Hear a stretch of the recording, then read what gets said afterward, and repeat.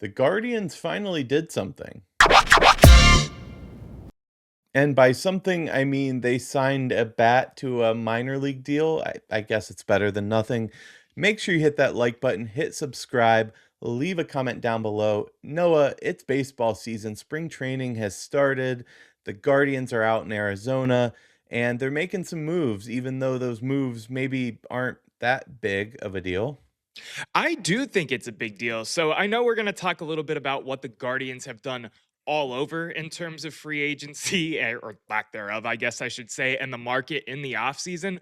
But the big news that came out this weekend that I was excited to talk about, it sounds like you're not very excited to talk about it, is the addition of one Rhys Hoskins, a right-handed batter who last played for the Milwaukee Brewers. He has had himself a pretty solid career in the MLB. But what are your thoughts on everything with Rhys Hoskins coming in, man? First of all, the big news is one re-signing of José Ramírez for 7 years. We talked about it already, but I don't think that can be understated that they were able to get that done.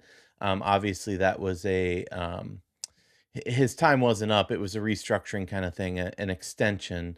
Um, I like the signing. Don't get me wrong. I just was hoping that maybe we had some bigger signings. I don't know what I was thinking, but this is the power bet that the Guardians have been looking for all off season, and the fact that you know, we get a 6'4" right-handed slugger who hit 38 home runs over the last 2 seasons. That's great. What Rhys Hoskins are we gonna get though? That's the question for me. That is the question. The big thing here is, of course, he had a hand injury, which made him be their full time starter basically over there in Milwaukee last year, to being overtaken by Andrew Vaughn, who was playing horrible for the White Sox at one point and then came in and basically just started playing really good for the Brewers. He kind of had, I don't even want to say a resurgence because he wasn't living up to his hype and his potential where he got drafted, and now he's over there and playing good baseball. Reese had a hand injury, and that is the big issue here. And that's kind of why he's on a minor league contract and not making, an actual MLB salary, because the talent is still there. He's 32. He's not young by any means, but I think he could be the addition we need in terms of a power bat, in terms of a guy. Think of how many lefties we have on this team, man. A right-handed bat in the middle of this rotation is needed so damn desperately bad. If we can get even like 230, 240 out of him, that's an amazing addition. He ends up being like our third best batter already. And that's crazy because we signed him to a minor league deal. Yeah, I know, but my issue here is, we had this lackluster lineup last season, and yet we still didn't sign or trade for a single hitter that has a major league contract this winter. Like, think about that. I know that's a technicality because Hoskins is a guy that could wind up hitting in the middle of our order come opening day. But exactly like you're saying, he's signed to a minor league contract. That's just not doing our due diligence. It's us being cheap once again. Okay, so I agree with you 100%. And we've done it before. We'll do it a million times. I will drag the Guardians for being cheap. I will drag the Dolans for being cheap. But if you look at it in the perspective of the lens of the fact that this is the type of moves that the Guardians make, this is what we were always going to get. It's a pretty good signing. I'm really happy with it. You know what I mean? I know you have to take the fluff and the anger and all of the stuff about this franchise being cheap and not spending money and having the lowest payroll and blah, blah, blah, blah.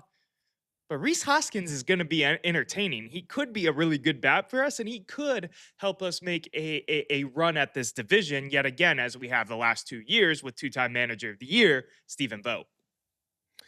Yeah, he signed a 2-year, $34 million deal with the Brewers before 2024. They declined that option on him and instead paid him that $4 million buyout, making him a free agent, and thus us being able to sign him. But listen, this is a low risk investment. It's better than the 12 million that we gave to Carlos Santana a year ago. I'll say that. I was He going to make turns that exact comparison as well, that it's better than Carlos Santana, but it's still kind of in the same realm. Go ahead. I'm sorry for cutting you off, E. Yeah, I mean, Listen, he's a guy that will walk really well. Um, he doesn't really hit for average, but he reaches base. Um, I don't know. Like I'm so frustrated with this team. Like, let's say he has a resurgence this year and he looks incredible. We know what it is. It's a rental that won't be on the team. I mean, like, I'm just so sick of talking about this mid-market BS that we pull. Not even mid-market, low market. I don't know. It's hard to get me excited, I guess. I'm a little bitter right now.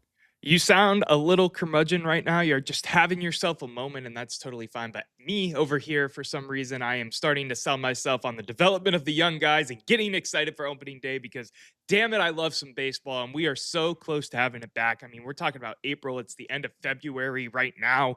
We are this close. Daylight savings is about to flip back around.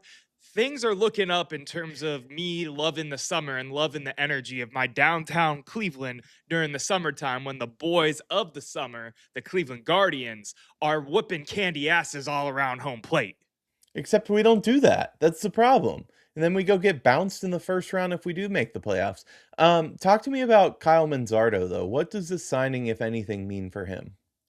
To me, I think Reese is more. I mean, I think they're going to lean into the platoon thing that me and you both hate. I think we're going to see a lot more platooning this year, which is, leaning into more analytics and that side of baseball. But for some reason, Stephen Vogt and this front office, this brain trust, whatever, loves it. So I think we are going to see more platooning. Righties versus lefties, lefties versus righties. I, for one, and I was saying this last year, even before they went on the run in September, really wanted to see the Guardians just let Manzardo play every day. Let him see both-handed pitchers and whatnot. I don't think that this is going to logjam it that bad because I think that they're going to use him in the DH position. David Fry is looking like he can play a lot more catcher finally. He's back to like full Yeah. strength. He'll be splitting time with Bo Naylor behind the plate. I think it'll be kind of a rotation there more so than Kyle Manzardo getting shifted off of first base. Manzardo's put on some pounds, man. He's up like 15 pounds of muscle right now. So to me, I don't think it's going to be a log jam. I do think he'll get a break from time to time, of course, at first base, and Reese will play there. But I don't think it's Manzardo losing his job or losing what I think many expect to be a lot more minutes for him and a lot more time on the field. What do you think?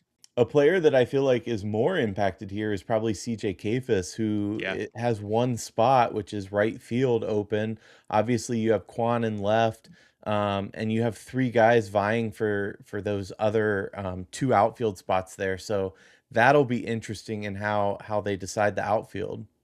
Yeah, and we heard some rumblings. I don't know. I haven't got to watch much spring training baseball yet. I mean, I've been paying attention to what's going on for the most part, but they've been talking about Quan playing some center field this year, which I think we've all been waiting to hear for years upon years because he's our best outfielder for sure. So why wouldn't he play center field at this point?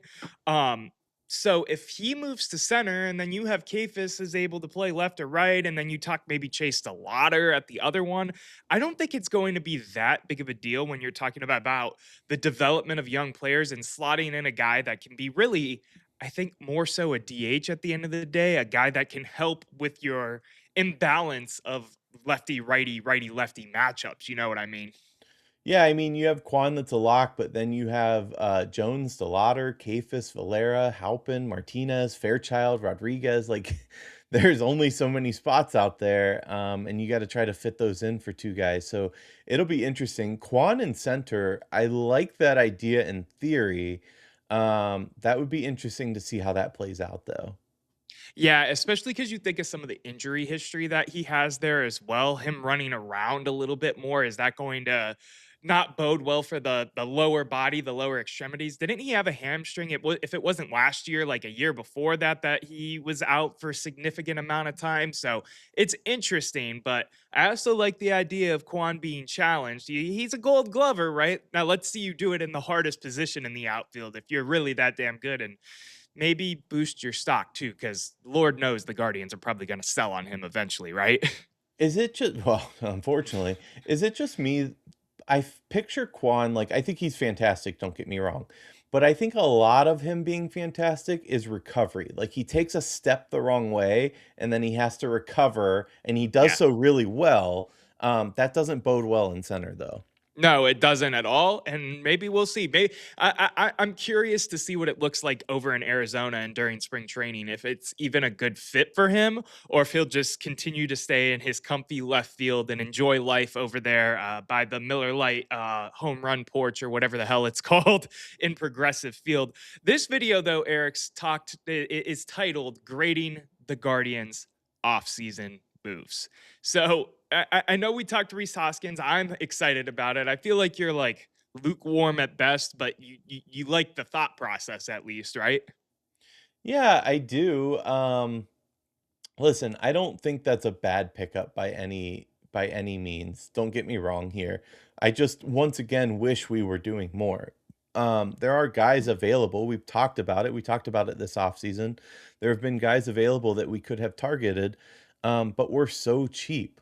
And that is the frustrating thing because, I look in terms of long-term planning and strategic thinking, looking towards a World Series.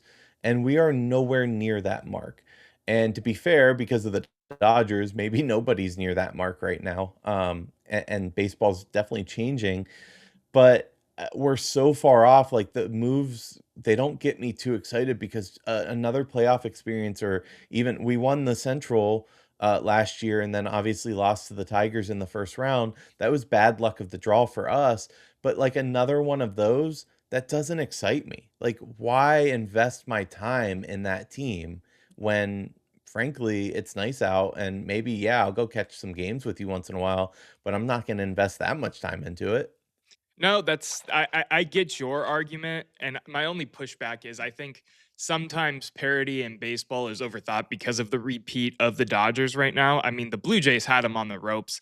Maybe I'm coping a little bit. We don't have to go through that whole argument. Well, to be Um, fair to you, you're right. Like that was the first repeat since '99 Yankees. So that three-peat. So yeah, there is a lot of parity. That's not necessarily parity. It's like saying there's a lot of parity in the NFL, and yet if one of the Chiefs, Patriots, etc., has been in the Super Bowl for the last like 22 years. So yeah, it looks like parity, but is it really? No. That's fair. That's fair. I just think the development of the young guys, and there's so many names. You mentioned Valera. I mentioned Chase the Lotter earlier. All of these young guys that I feel like we've been on the Bizana, of course, too. We've been on the edge of our seats, waiting, hoping, getting excited to see them get called up and make their mark and potentially be big name players for the Cleveland Guardians. I think this is the year that they're banking on it. I hope that it isn't just complete cheapness and that they are really believing in these young players. And that's why we saw the lack of moves. Let me pull up the moves real quick because aside from Rhys Hoskins, man, we're talking about some relieving pitchers and some relieving pitchers going to the minor leagues that we've had here already. There is not much going on in terms of who we acquired, retained, aside from Jose, of course. Shout out Jose. Cleveland is my house. I agree. There wasn't a lot going on here, man. So, what do you really grade this offseason? Well, let me say a player that we haven't talked about that I'm really excited about. Potentially making his major league debut, and that is one Daniel Espino.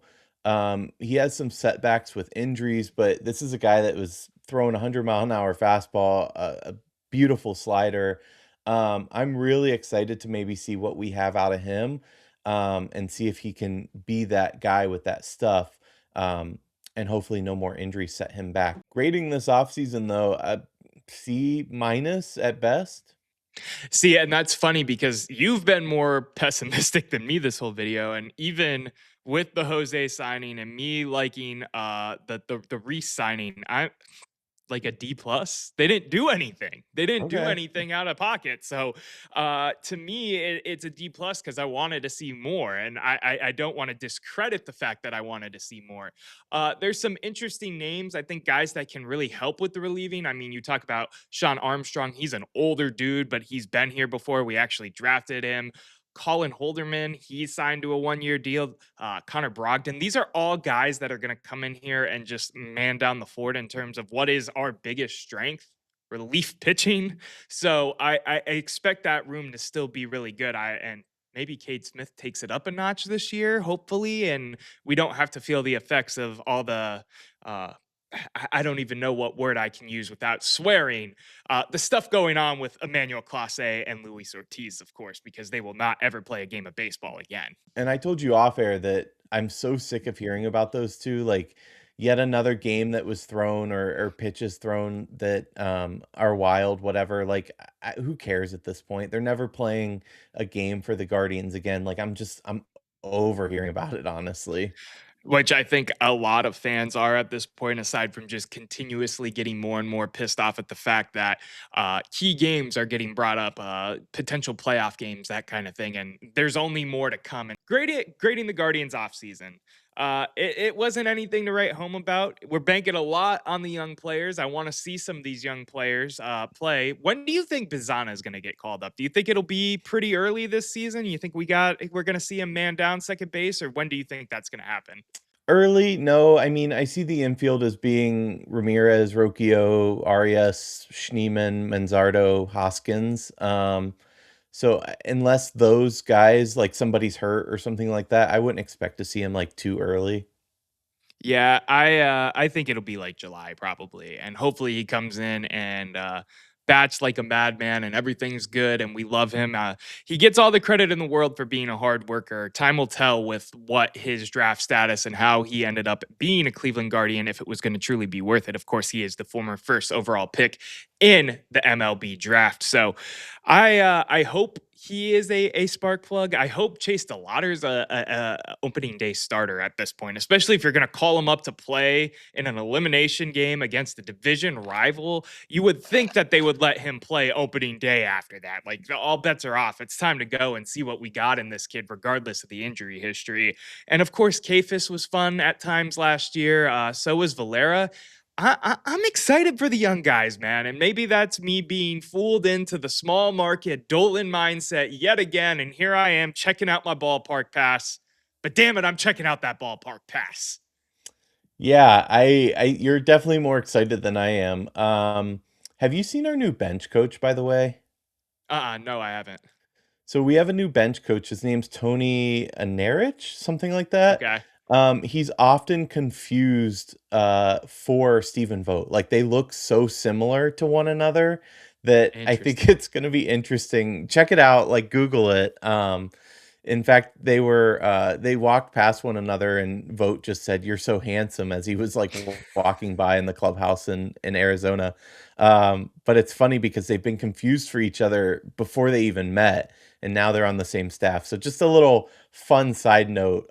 Austin Hedges said it's actually Erie, who's been calling Vote Tony, and Erich voter. So I think it's kind of funny that we have, obviously our manager and then now our bench coach that looks so familiar.